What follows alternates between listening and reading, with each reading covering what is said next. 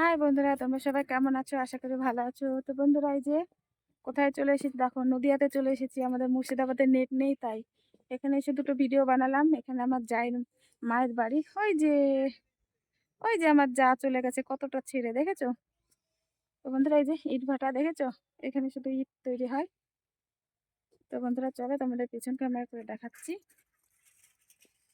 কতদিন যে মুর্শিদাবাদে নেট আসবে না। তো একদিন আসলাম, প্রত্যেকদিন তো আর আসা যাবে না আমাদের বাড়ি থেকে, নইলে না হলেও 1.5 ঘন্টার রাস্তা।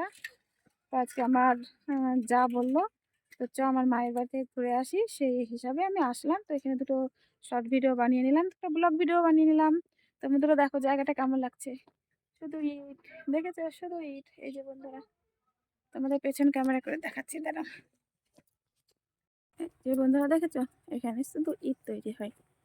এই যে ইট, এটা কলা বাগান। এই যে দেখেছো, সব ইট কাটা আছে। এই যে বন্ধুরা, সব ইট কাটা আছে, দেখেছো?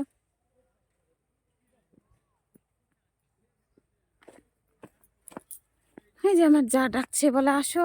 এটা দিয়ে আমার জায়ের মায়ের বাড়ি যেতে হয়, দেখেছো? এই যে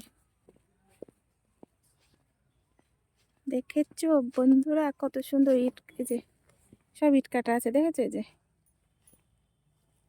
সব ইট কাটা আছে, কত সুন্দর লাগছে, তাই না বন্ধুরা? এই যে মাটি দিয়ে এটা আবার কত সুন্দর শক্ত হয়ে যাবে, তাই না?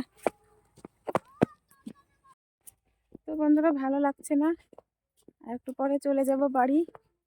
আর হবে না, কবে আবার নেট আসবে জানি না, তোমাদের ভিডিও দিতে পারছি না। তো বন্ধুরা, তোমরা কিছু মনে করো না। কবে মুর্শিদাবাদে নেট আসবে সেই দিন ভিডিও হবে। আবার যদি মনে করি কোনো দিন আসবো আমাদের এই নদিয়াতে, তারপরে হবে।